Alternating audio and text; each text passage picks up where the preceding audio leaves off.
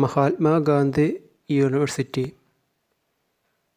എം.കോം രണ്ടാമത്തെ semester സബ്ജക്റ്റായ advanced corporate accounting അതിലെ അഞ്ചാമത്തെ മൊഡ്യൂളായ അക്കൗണ്ടിംഗ് ഫോർ അണ്ടർ റൈറ്റേഴ്സ്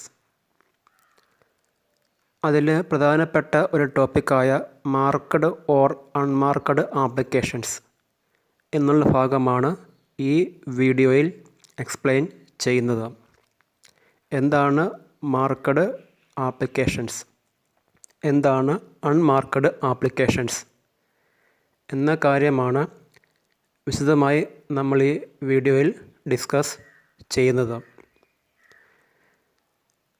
നമുക്ക് അറിയാവുന്നത് പോലെ തന്നെ ഒരു കമ്പനി അവരുടെ ഷെയറുകൾ അല്ലെങ്കിൽ ഡിബഞ്ചറുകൾ അത് ഇഷ്യൂ ചെയ്യുന്ന സമയത്ത് മിനിമം സബ്സ്ക്രിപ്ഷൻ ഉറപ്പാക്കുന്നതിന് വേണ്ടി ആ ഷെയറുകളോ അല്ലെങ്കിൽ ഡിബഞ്ചറുകളോ അണ്ടർ റൈറ്റ് ചെയ്യാറുണ്ട്, അണ്ടർ റൈറ്റിങ്ങിന് വിധേയമാക്കാറുണ്ട്. അങ്ങനെ കമ്പനികളുടെ ഷെയറുകളോ ഡിബഞ്ചറുകളോ അണ്ടർ റൈറ്റ് ചെയ്യുന്ന ആൾക്കാരെ അല്ലെങ്കിൽ സ്ഥാപനങ്ങളെയാണ് അണ്ടർ റൈറ്റേഴ്സ് എന്ന് പറയുന്നത്. സാധാരണ രീതിയിൽ ഒരു കമ്പനി അവരുടെ സെക്യൂരിറ്റീസ്, അതായത് ഷെയർസ് അല്ലെങ്കിൽ ഡിബഞ്ചേഴ്സ് ഇഷ്യൂ ചെയ്യുമ്പോൾ അത് അണ്ടർ റൈറ്റ് ചെയ്യുന്നത് സാധാരണ രീതിയിൽ രണ്ടോ അതിൽ അധികമോ അണ്ടർ റൈറ്റിംഗ് ഫേമുകൾ ചേർന്നുകൊണ്ടായിരിക്കും. അല്ലാതെ ഒരിക്കലും ഒരു സിംഗിൾ അണ്ടർ റൈറ്ററോ അല്ലെങ്കിൽ ഒരു സിംഗിൾ അണ്ടർ റൈറ്റിംഗ് ഫേമോ സാധാരണ രീതിയിൽ ഒരു കമ്പനിയുടെ ഷെയറുകളോ അല്ലെങ്കിൽ ഡിബഞ്ചറുകളോ അണ്ടർ റൈറ്റ് ചെയ്യാറില്ല. ഒന്നെങ്കിൽ രണ്ടോ അതിൽ അധികമോ സിംഗിൾ അണ്ടർ റൈറ്റേഴ്സ് അല്ലെങ്കിൽ രണ്ടോ അതിൽ അധികമോ അണ്ടർ റൈറ്റിംഗ് ഫേമുകൾ ഇവർ ഒരുമിച്ച് ചേർന്നായിരിക്കും കമ്പനിയുടെ ഷെയറുകളോ അല്ലെങ്കിൽ ഡിബഞ്ചറുകളോ അണ്ടർ റൈറ്റ് ചെയ്യുന്നത്. അപ്പോൾ ഈ ഷെയറുകൾ അല്ലെങ്കിൽ ഡിബഞ്ചറുകൾ അവർ അണ്ടർ റൈറ്റ് ചെയ്യുന്നത് ഇവർ തമ്മിൽ പരസ്പരം തീരുമാനിച്ച് ഉറപ്പിച്ചിട്ടുള്ള ഒരു എഗ്രീഡ് റേഷ്യോ അനുസരിച്ചായിരിക്കും. ഒരുപക്ഷെ അത് 60:40 എന്നുള്ള റേഷ്യോയിൽ ആയിരിക്കാം, അല്ലെങ്കിൽ 70:30 എന്നുള്ള റേഷ്യോയിലോ അല്ലെങ്കിൽ 75:25 എന്നുള്ള ഏതെങ്കിലും ഇവർ പരസ്പരം ധാരണയിൽ എത്തിയിട്ടുള്ള ഏതെങ്കിലും ഒരു എഗ്രീഡ് റേഷ്യോയിൽ ആയിരിക്കും ഇവർ ഷെയർസ് അല്ലെങ്കിൽ ഡിബഞ്ചേഴ്സ് അണ്ടർ റൈറ്റ് ചെയ്യുന്നത്. ഒരു സിംഗിൾ ഇൻഡിവിജ്വൽ അല്ലെങ്കിൽ ഒരു സിംഗിൾ അണ്ടർ റൈറ്റിംഗ് ഫേം എന്തുകൊണ്ടാണ് ഒരു കമ്പനിയുടെ ഷെയറുകൾ അല്ലെങ്കിൽ ഡിബഞ്ചറുകൾ അത് ഒറ്റയ്ക്ക് അണ്ടർ റൈറ്റ് ചെയ്യാത്തത്? കാരണം അണ്ടർ റൈറ്റിംഗ് എന്ന് പറയുന്നത് വളരെ റിസ്കി ആയിട്ടുള്ള ഒരു പരിപാടിയാണ്. മിനിമം സബ്സ്ക്രിപ്ഷൻ ഉറപ്പാക്കുന്നതിന് വേണ്ടി ജനറൽ പബ്ലിക് സബ്സ്ക്രൈബ് ചെയ്യാത്ത ഷെയറുകൾ അല്ലെങ്കിൽ ഡിബഞ്ചറുകൾ അതവിടെ ഉണ്ടെങ്കിൽ ആ മിനിമം സബ്സ്ക്രിപ്ഷൻ അത് അറ്റൈൻ ചെയ്യുന്ന അത്രയും ഷെയറുകൾ ഈ അണ്ടർ റൈറ്റേഴ്സ് ഏറ്റെടുക്കേണ്ടതായിട്ട് വരും, അവർ വാങ്ങേണ്ടതായിട്ട് വരും. അപ്പോൾ ആ ഒരു റിസ്ക് അത് പരമാവധി കുറയ്ക്കുന്നതിനും അത് ഡൈവേഴ്സിഫൈ ചെയ്യുന്നതിനും വേണ്ടിയിട്ടാണ് രണ്ടോ അതിൽ അധികമോ അണ്ടർ റൈറ്റേഴ്സോ അല്ലെങ്കിൽ രണ്ടോ അതിൽ അധികമോ അണ്ടർ റൈറ്റിംഗ് ഫേമുകളോ അവർ ഒരുമിച്ച് കമ്പനിയുടെ ഷെയറുകൾ അല്ലെങ്കിൽ ഡിബഞ്ചറുകൾ അണ്ടർ റൈറ്റ് ചെയ്യുന്നത്. അങ്ങനെ ചെയ്യുമ്പോൾ ഈ അണ്ടർ റൈറ്റിംഗ് എന്നുള്ള പ്രക്രിയയിൽ നിന്ന് അവർക്കുണ്ടാകുന്ന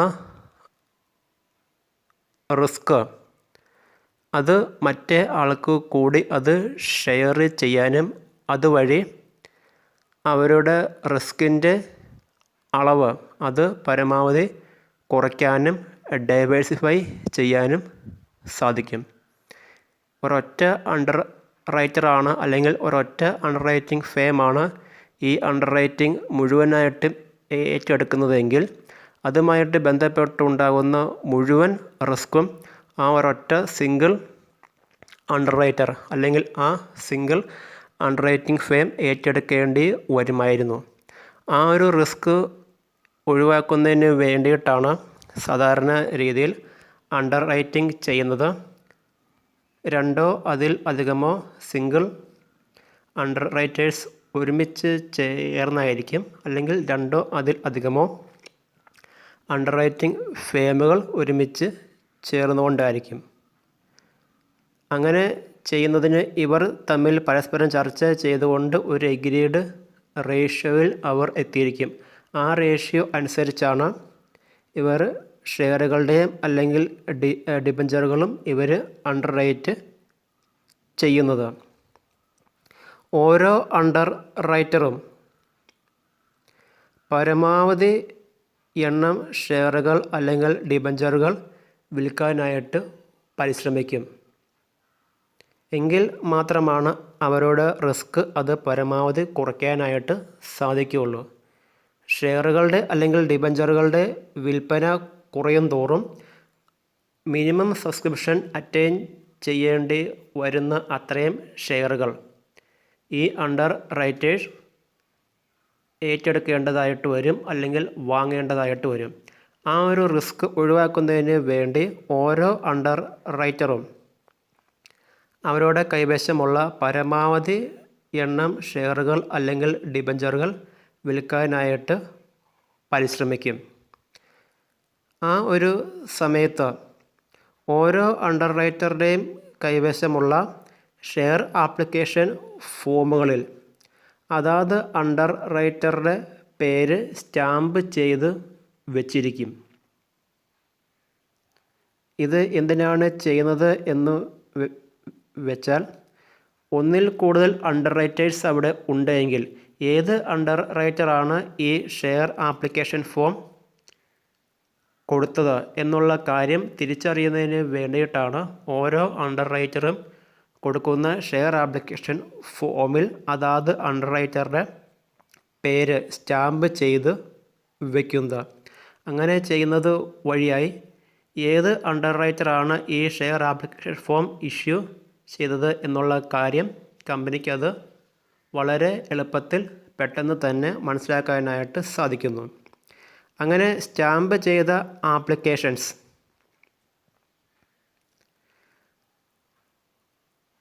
ഷെയർ വാങ്ങുന്ന അപേക്ഷകരുടെ കയ്യിൽ നിന്നും കമ്പനിക്ക് കിട്ടുമ്പോൾ അതിനെ വിളിക്കുന്ന പേരാണ് മാർക്കഡ് ആപ്ലിക്കേഷൻസ്. ഇങ്ങനെ അണ്ടർ റൈറ്ററുടെ പേര് സ്റ്റാമ്പ് ചെയ്ത് ജനറൽ പബ്ലിക്കിന് ഇഷ്യൂ ചെയ്യുന്ന ഷെയർ ആപ്ലിക്കേഷൻ ഫോമുകൾ അത് കമ്പനിക്ക് ഷെയർ അപേക്ഷകരുടെ കയ്യിൽ നിന്നും കമ്പനിക്ക് തന്നെ അത് തിരികെ കിട്ടുമ്പോൾ അങ്ങനെ കിട്ടുന്ന അപേക്ഷകളെയാണ് മാർക്കഡ് ആപ്ലിക്കേഷൻസ് എന്ന് പറയുന്നത്. അത്തരം ആപ്ലിക്കേഷൻസിൽ ഈ പറയുന്ന അണ്ടർ റൈറ്റേഴ്സുകളുടെ പേര് കൃത്യമായിട്ട് സ്റ്റാമ്പ് ചെയ്തിരിക്കും, അതിൽ മാർക്ക് ചെയ്തിരിക്കും. എന്നാൽ ഏതെങ്കിലും അണ്ടർ റൈറ്ററുടെ പേര് സ്റ്റാമ്പ് ചെയ്യാത്ത ആപ്ലിക്കേഷൻ ഫോമുകൾ കമ്പനിക്ക് കിട്ടിയാൽ അത്തരം അപേക്ഷകളെ അൺമാർക്കഡ് ആപ്ലിക്കേഷൻസ് എന്നായിരിക്കും വിളിക്കുന്നത്. എല്ലാ ഷെയർ ആപ്ലിക്കേഷൻ ഫോമുകളിലും അണ്ടർ റൈറ്റേഴ്സിൻ്റെ പേര് ഒരു പക്ഷേ സ്റ്റാമ്പ് ചെയ്തോളണമെന്നില്ല. അപ്പോൾ അങ്ങനെ ഏതെങ്കിലും ഷെയർ ആപ്ലിക്കേഷൻ ഫോമുകളിൽ അണ്ടർ റൈറ്ററുടെ പേര് സീല് ചെയ്യാത്ത ആപ്ലിക്കേഷൻ ഫോമുകൾ കമ്പനിക്ക് ഏതെങ്കിലും ഷെയർ ആപ്ലിക്കൻറ്റിൻ്റെ കയ്യിൽ നിന്നും കിട്ടിയാൽ അത്തരം അപേക്ഷകളെയാണ് അൺമാർക്കഡ് ആപ്ലിക്കേഷൻസ് എന്ന് പറയുന്നത്. അത്തരം അപേക്ഷകളിൽ മേൽപ്പറഞ്ഞ അണ്ടർ റൈറ്റേഴ്സിൻ്റെ പേര് സീല് ചെയ്തിട്ട് ഉണ്ടായിരിക്കുകയില്ല. അത്തരം ഷെയർ ആപ്ലിക്കേഷൻസിൻ്റെയാണ് അൺമാർക്കഡ് ആപ്ലിക്കേഷൻസ് എന്ന് പറയുന്നത്. ഒരു കമ്പനി ഇഷ്യൂ ചെയ്യുന്ന മുഴുവൻ ഷെയറുകളും അല്ലെങ്കിൽ ഫുൾ ഇഷ്യൂ ഓഫ് ഷെയർസും അണ്ടർറൈറ്റ് ചെയ്യുന്നത് ഒരു സിംഗിൾ അല്ലെങ്കിൽ ഒരൊറ്റ അണ്ടർറൈറ്റർ ആണ് എങ്കിൽ അൺമാർക്കഡ് ആപ്ലിക്കേഷൻസ് അവിടെ കാര്യമായിട്ടുള്ള അല്ലെങ്കിൽ എന്തെങ്കിലും തരത്തിലുള്ള വ്യത്യാസങ്ങൾ അവിടെ ഉണ്ടാക്കുന്നില്ല. എന്നാൽ അതേ സമയം ഇതേ കമ്പനിയുടെ മുഴുവൻ ഇഷ്യൂവും അണ്ടർറൈറ്റ് ചെയ്തിരിക്കുന്നത് ഒന്നിൽ കൂടുതൽ അണ്ടർറൈറ്റേഴ്സ് ചേർന്ന് ആണ് എങ്കിൽ ഈ പറയുന്ന മാർക്കഡ് ആപ്ലിക്കേഷൻസും അതേപോലെ അൺമാർക്കഡ് ആപ്ലിക്കേഷൻസും ഒരു പ്രത്യേക രീതിയിലാണ് നമ്മൾ കൈകാര്യം ചെയ്യുന്നത്. അങ്ങനെ ഏതെങ്കിലും ഒരു കമ്പനിയുടെ ഫുൾ ഇഷ്യൂ അത് അണ്ടർറൈറ്റ് ചെയ്തിരിക്കുന്നത് ഒന്നിൽ കൂടുതൽ അണ്ടർറൈറ്റേഴ്സ് ആണ് എങ്കിൽ അത്തരം സന്ദർഭത്തിൽ നമ്മൾ അവസാനം പറഞ്ഞ അൺമാർക്കഡ് ആപ്ലിക്കേഷൻസ് ഈ പറയുന്ന അണ്ടർറൈറ്റേഴ്സിൻ്റെ ഇടയിൽ അവരുടെ ഗ്രോസ് ലയബിലിറ്റിയുടെ റേഷ്യോയിൽ നമ്മളത് ഡിവൈഡ് ചെയ്തു കൊടുക്കുന്നു. അതാണ് ഇതിൻ്റെ ട്രീറ്റ്മെൻറ്റ്. അൺമാർക്കഡ് ആപ്ലിക്കേഷൻസ് എന്ന് പറഞ്ഞ് അവിടെ എന്തെങ്കിലും ഉണ്ടെങ്കിൽ ആ ബാക്കി വരുന്ന അല്ലെങ്കിൽ അവിടെയുള്ള അൺമാർക്കഡ് ആപ്ലിക്കേഷൻസ് മേൽപ്പറഞ്ഞ എല്ലാ അണ്ടർറൈറ്റേഴ്സിനും അവരുടെ ഗ്രോസ് ലയബിലിറ്റിയുടെ റേഷ്യോയിൽ നമ്മളത് ഡിവൈഡ് ചെയ്താണ് ഇതുമായിട്ട് ബന്ധപ്പെട്ട കാര്യങ്ങൾ ചെയ്യുന്നത്. ഇത്രയുമാണ് മാർക്കഡ് അല്ലെങ്കിൽ അൺമാർക്കഡ് ആപ്ലിക്കേഷൻസുമായിട്ട് ബന്ധപ്പെട്ട് ശ്രദ്ധിക്കേണ്ട കാര്യങ്ങൾ. അതിൽ ഒരു കമ്പനിയുടെ ഷെയർ ഇഷ്യൂ അത് പൂർണ്ണമായിട്ടും അണ്ടർറൈറ്റ് ചെയ്തിരിക്കുന്നത് ഒരൊറ്റ അണ്ടർറൈറ്റർ ആണ് എങ്കിൽ അവിടെ അൺമാർക്കഡ് ആപ്ലിക്കേഷൻസ് അവിടെ യാതൊരു തരത്തിലുള്ള വ്യത്യാസവും അവിടെ ഉണ്ടാക്കുന്നില്ല. എന്നാൽ അതേ സമയം ഇതേ കമ്പനിയുടെ ഷെയർ ഇഷ്യൂ അണ്ടർറൈറ്റ് ചെയ്തിരിക്കുന്നത് ഒന്നിൽ കൂടുതൽ അണ്ടർറൈറ്റേഴ്സ് ആണ് എങ്കിൽ അത്തരം സന്ദർഭത്തിൽ അൺമാർക്കഡ് ആപ്ലിക്കേഷൻസ് അവിടെ ഉണ്ട് എന്ന് വിചാരിക്കുക. അത്തരം അൺമാർക്കഡ് ആപ്ലിക്കേഷൻസ് എല്ലാ അണ്ടർറൈറ്റേഴ്സിനും അവരുടെ ഗ്രോസ് ലയബിലിറ്റിയുടെ റേഷ്യോയിൽ നമ്മൾ ഡിവൈഡ് ചെയ്ത് കൊടുക്കുകയാണ് ചെയ്യുന്നത്. അങ്ങനെയാണ് മാർക്കഡ് അല്ലെങ്കിൽ അൺമാർക്കഡ് ആപ്ലിക്കേഷൻസ് അക്കൗണ്ടിങ് ഫോർ അണ്ടർറൈറ്റേഴ്സ് എന്നുള്ള വിഭാഗത്തിൽ നമ്മൾ കൈകാര്യം ചെയ്യുന്നത്.